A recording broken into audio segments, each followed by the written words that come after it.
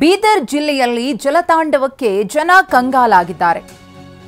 ನಿರಂತರವಾಗಿ ಸುರಿತಾ ಇರುವಂತಹ ಮಳೆಯಿಂದಾಗಿ ಬೀದರ್ ಜಿಲ್ಲೆಯಲ್ಲಿ ಜನರ ಜೀವನ ಅಧೋಗತಿಗೆ ತಲುಪಿದೆ.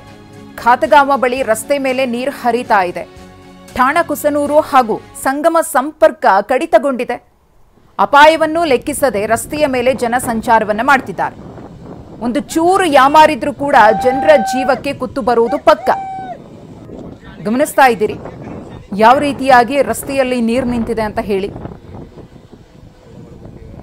ನೀರು ತುಂಬಿರುವಂತಹ ರಸ್ತೆಯಲ್ಲೇ ಜನರು ಸಂಚಾರ ಮಾಡಬೇಕು, ವಾಹನಗಳ ಸಂಚಾರವೂ ಕೂಡ ಆಗಬೇಕು. ಮೊಣಕಾಲುದ್ದಕ್ಕೂ ಕೂಡ ನೀರಿದೆ. ನಿರಂತರವಾಗಿ ಸುರಿತಾ ಇರುವಂತಹ ಮಳೆಯಿಂದಾಗಿ ಸೃಷ್ಟಿಯಾಗಿರುವಂತಹ ಅವಾಂತರ ಇದು. ಹಳ್ಳ ಕೊಳ್ಳಗಳು, ನದಿಗಳು ಉಕ್ಕೆ ಹರಿತಾ ಇವೆ. ಒಂದು ಕಡೆಯಿಂದ ಮತ್ತೊಂದು ಕಡೆಗೆ ಹೋಗುವಂತಹ ರಸ್ತೆ ಸಂಪೂರ್ಣವಾಗಿ ಸಂಪರ್ಕವನ್ನ ಕಡಿತಗೊಳಿಸಿದೆ. ನೀರು ಹರಿತಾ ಇದೆ. ಒಂದು ವೇಳೆ ಧೈರ್ಯ ಮಾಡಿ ಆ ರಸ್ತೆಯ ಮೇಲೆ ಸಂಚಾರವನ್ನ ಮಾಡ್ತೀವಿ ಅಂದ್ರೆ ಪ್ರಾಣಕ್ಕೆ ಕುತ್ತು ಬರುವುದಂತೂ ಪಕ್ಕ. ಬೀದರ್ನ ಔರಾದ್ನಲ್ಲಿ ಮಳೆಗೆ ಸಂಕಷ್ಟಗಳ ಪ್ರವಾಹ. ಔರಾದ್ನಲ್ಲ ಬೊಮ್ತಿ ತಾಂಡಾದಲ್ಲಿ ಸೇತುವೆ ಸರ್ವನಾಶವಾಗಿದೆ. ಮಹಾರಾಷ್ಟ್ರದ ಗಡಿಯಲ್ಲಿ ಇರುವಂತಹ ಬೊಮ್ತಿ ತಾಂಡ ಸೇತುವೆ ಕುಸಿದಿರೋದ್ರಿಂದ ತಾಂಡಾದ ಜನ ಪರದಾಡುವಂತಾಗಿದೆ. ಸೇತುವೆ ಕುಸಿದಿರುವಂತಹ ಸ್ಥಳಕ್ಕೆ ಜಿಲ್ಲಾಧಿಕಾರಿ ಶಿಲ್ಪಾ ಅವರು ಭೇಟಿ ಕೊಟ್ಟಿದ್ದಾರೆ. ಕೂಡಲೇ ಸೇತುವೆಯನ್ನ ದುರಸ್ತಿ ಮಾಡಲು ನಿವಾಸಿಗಳು ಈ ಸಂದರ್ಭದಲ್ಲಿ ಆಗ್ರಹ ಪಡಿಸಿದ್ದಾರೆ ಕೂಡ. ಗಮನಿಸ್ತಾ ಇದ್ದೀರಿ ಯಾವ ರೀತಿಯಾಗಿ ಸೇತುವೆ ಕುಸಿತ ಆಗಿದೆ ಅಂತ ಹೇಳಿ. ಡಿಸಿ ಕೂಡ ಭೇಟಿ ಕೊಟ್ಟು ಸ್ಥಳ ಪರಿಶೀಲನೆಯನ್ನ ಮಾಡಿದ್ದಾರೆ. ಬೊಮ್ತಿ ತಾಂಡ ಇದು ಮಹಾರಾಷ್ಟ್ರದ ಗಡಿಯಲ್ಲಿರುವುದು.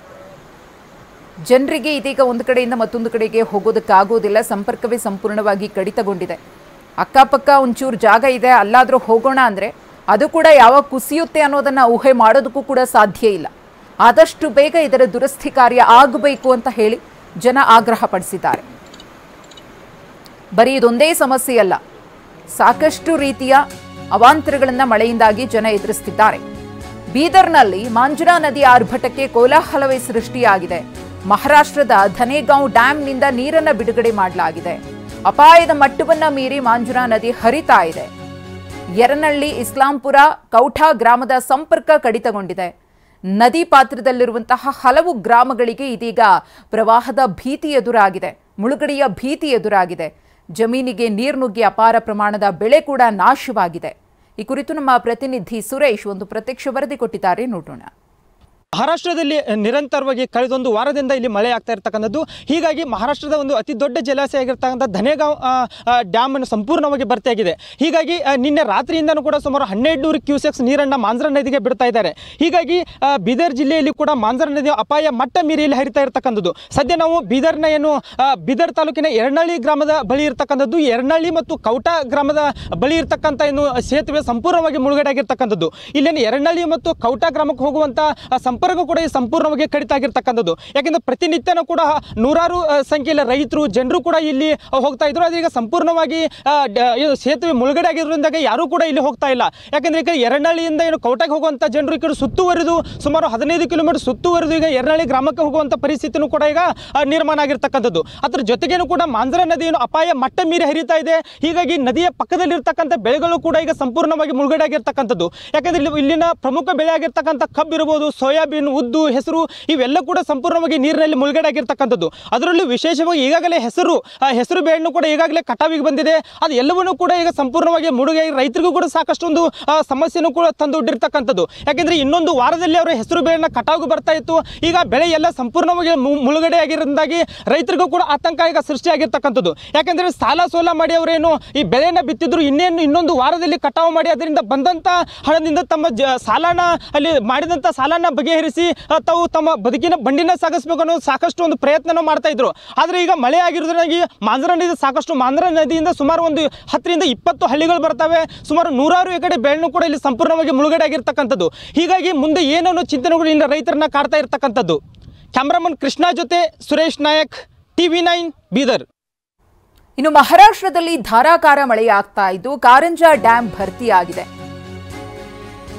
ಬೀದರ್ ಜಿಲ್ಲೆಯ ಜೀವನಾಡಿ ಈ ಜಲಾಶಯ ಕಾರಂಜಾ ಡ್ಯಾಂ. 3 ಕ್ರಸ್ಟ್ ಗೇಟ್ ಮೂಲಕ 3000 ಕ್ಯೂಸೆಕ್ ನೀರನ್ನ ಹೊರಕ್ಕೆ ಬಿಡಲಾಗಿದೆ. ನೀರು ಬಿಡುಗಡೆಯ ಹಿನ್ನೆಲೆಯಲ್ಲಿ ಮಾಂಜ್ರಾ ನದಿ ತುಂಬಿ ಹರಿತಾ ಇದೆ. ನದಿ ತೀರದ ಜನರು ನದಿಗೆ ಇಳಿಯದಂತೆ ಅಧಿಕಾರಿಗಳು ಸೂಚನೆಯನ್ನ ಕೊಟ್ಟಿದ್ದಾರೆ. ಬಟ್ಟೆ ತೊಳೆಯೋದಕ್ಕೆ, ಜಾನುವಾರುಗಳನ್ನು ತೊಳೆಯೋದಕ್ಕೆ ಸಹಜವಾಗಿ ಪ್ರತಿನಿತ್ಯ ಜನರು ನದಿ ತೀರಕ್ಕೆ ಬರ್ತಾ ಇರ್ತಾರೆ. ಆದರೆ ನೀರು ರಭಸವಾಗಿ ಹರಿತಾ ಇರೋದ್ರಿಂದ, ಡ್ಯಾಮ್ನಿಂದ ನೀರನ್ನು ರಿಲೀಸ್ ಮಾಡಿರುವುದರಿಂದ ಸಾರ್ವಜನಿಕರಿಗೆ ಎಚ್ಚರಿಕೆಯಿಂದ ಇರುವಂತೆ ಮುನ್ಸೂಚನೆಯನ್ನು ಕೊಡಲಾಗಿದೆ. ಯಾವುದೇ ಕಾರಣಕ್ಕೂ ಕೂಡ ನದಿ ತೀರಕ್ಕೆ ಬರಬೇಡಿ, ನಿಮ್ಮ ಬೇರೆ ಬೇರೆ ರೀತಿಯ ಕೆಲಸ ಕಾರ್ಯಗಳಲ್ಲಿ ತೊಡಗಬೇಡಿ ಅಂತ ಹೇಳಿ ಕಾರಂಜ ಡ್ಯಾಮ್ನ ದೃಶ್ಯಾವಳಿಗಳನ್ನು ಗಮನಿಸ್ತಾ ಇದ್ದೀರಿ. 3 ಕ್ರಸ್ಟ್ ಗೇಟ್ಗಳಿಂದ 3000 ಕ್ಯೂಸೆಕ್ ನೀರನ್ನು ರಿಲೀಸ್ ಮಾಡಲಾಗಿದೆ. ಮಹಾರಾಷ್ಟ್ರದಲ್ಲಿ ನಿರಂತರವಾಗಿ ಮಳೆ ಆಗ್ತಾ ಇದೆ, ಬಿಟ್ಟು ಬಿಡದೆ ಮಳೆ ಆಗ್ತಾ ಇದೆ, ಪ್ರತಿದಿನ ಮಳೆ ಆಗ್ತಾ ಇದೆ. ಅದರ ಎಫೆಕ್ಟ್ ಮಹಾರಾಷ್ಟ್ರಕ್ಕೆ ಹೊಂದಿಕೊಂಡಿರುವಂತಹ ಗಡಿ ಜಿಲ್ಲೆಗಳ ಮೇಲೆ ಬೀರ್ತಾ ಇದೆ. ಈ ಕಾರಂಜ ಡ್ಯಾಮ್ನ ಸುತ್ತಮುತ್ತ ಇರುವಂತಹ ಪ್ರದೇಶಗಳಿಗೆ ಇದೀಗ ಮುಳುಗಡೆಯ ಭೀತಿಯೂ ಕೂಡ ಎದುರಾಗಿದೆ.